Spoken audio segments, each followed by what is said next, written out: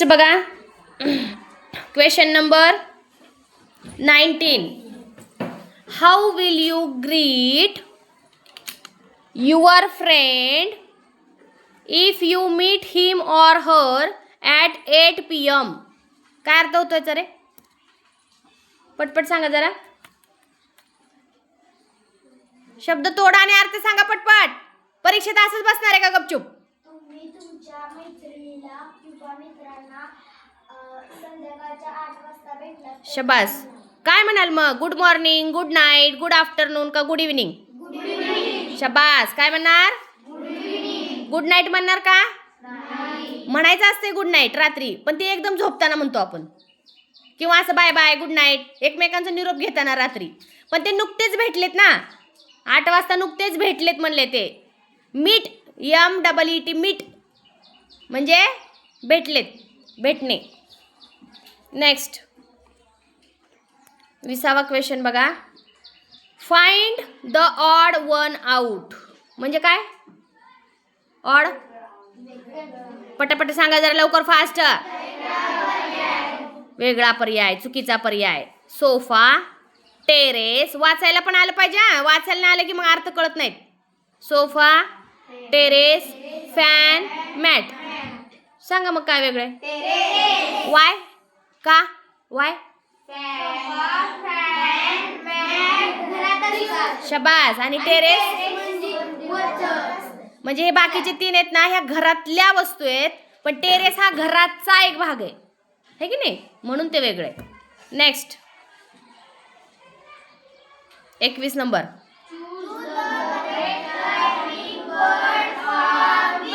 वेल, WELL. सांगा ह्याच्यासाठी कुठला येईल रायमिंग वर्ड? बेल. हे किती सोपं आहे. BELL. त्यासाठी वाचायला आलं पाहिजे. त्यासाठी काय करता आलं पाहिजे आपल्याला? शब्द वाचन करेक्ट आलं पाहिजे, त्या शब्दाचा अर्थ पण कळला पाहिजे. आणि शब्दांचे अर्थ जर कळण्यासाठी आपल्याला शब्द पाठांतर पाहिजे. काय पाहिजे? हां. Next question number 22. सांगा.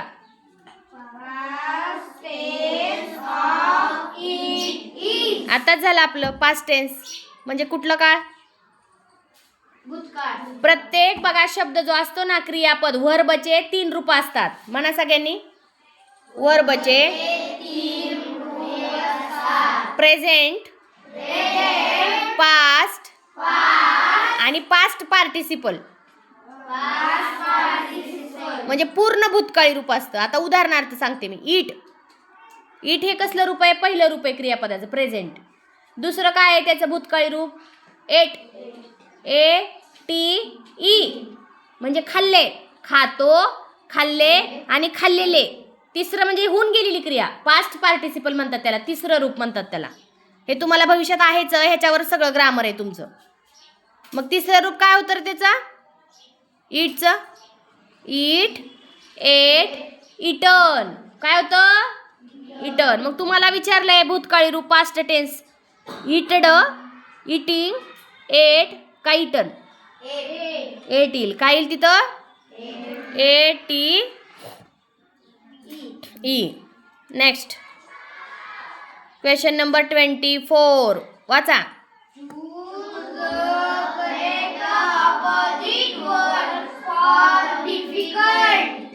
सांगा मग 23चं अपोजिट वर्ड डिफिकल्टला कुठला आहे? Easy, hard, good, soft. आपण अपोजिट वर्ड पाठ करून घेतलेत का? सांगा मग डिफिकल्टला काय येतं? इझी. काय तो? बघा वर्गामध्ये आपण जे जे घेतलेलं आहे ते सगळं परीक्षेवर त्याच्यावर एक तरी प्रश्न आहे. अपोजिट वर्डवर आहे, परत टाइम वर दिलेलं आहे त्याच्यावर आहे, सिंग्युलर प्लुरलवर आहे, रायमिंग वर्डवर आहे, वॉवेल्स म्हणजे स्वर त्याच्यावर आहे, नंतर कॉर्डिनल, ऑर्डिनल नंबर, त्यानंतर डायरेक्शन, सब डायरेक्शन आणि पंक्च्युएशन मार्क. सगळ्या ह्याच्यात तुम्हाला प्रश्न आहेत की नाही? म्हणजे किती महत्त्वाचं आहे पाठांतर करणं, खूप महत्त्वाचं आहे. ज्यांना इंग्रजीत पैकीच्या पैकी मार्क घ्यायचे आहेत त्यांनी वर्गात मी जे जे लिहून ठेवलेले आहे ते तोंडपाठ करून ठेवायचं. हे टेन्स पण किती महत्त्वाचे, टेन्सवर सुद्धा प्रश्न येतो.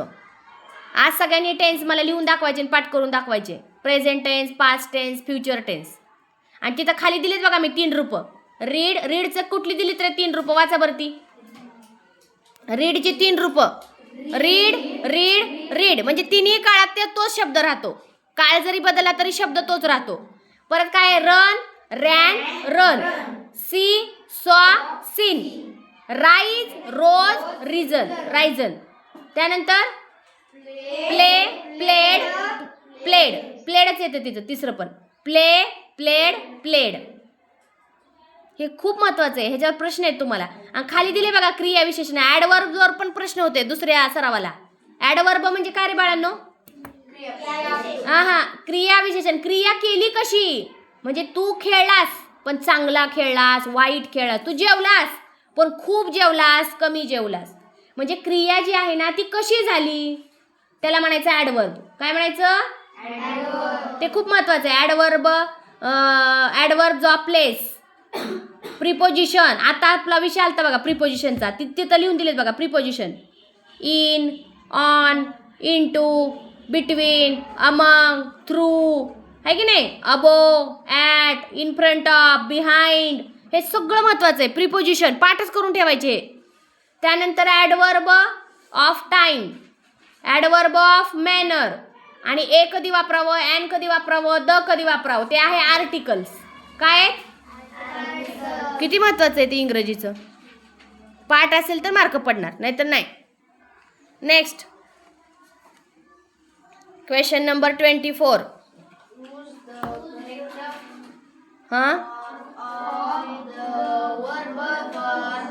Given sentence. वाक्यवाचा काय दिले? Babies the dash around 206 bones in their body. मग त्यासाठी तुम्हाला टू बीचं रूप कुठलं वापरायचं? Helping verb. टू बीची रूप माहीत असायला पाहिजेत. हॅझिल, वेरिल, हॅडिल का हॅविल असा प्रश्न आहे. मग काय येईल रे बाळांनो 4 पैकी? हॅव. काय तो? हॅव. कारण जेव्हा अनेक वचनी करता असतो तेव्हा त्या ठिकाणी हॅव वापरायचं. काय वापरायचं? HAVE. हे काय आहे? Have, has. हे काय? Helping words. इंग्लिशमधले काय आहेत?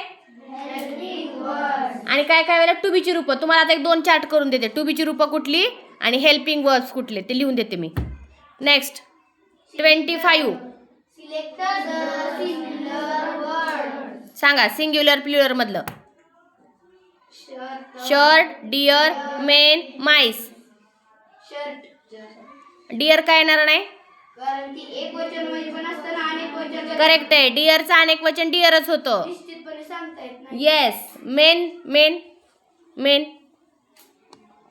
मेन काय येणार नाही? अनेक वचन येते. करेक्ट आहे. आणि चौथं माऊस, माईस. म्हणजे दिलेली सगळे अनेक वचन आहेत. फक्त शर्ट काय आहे? त्याचं अनेक वचन काय होईल? कळालं? अशा पद्धतीनं काल हे आपली प्रश्नपत्रिका सोडून घेतलेली आहे. अत्यंत सोपी होती तरी पण मुलांनी चुका केल्यात. चला.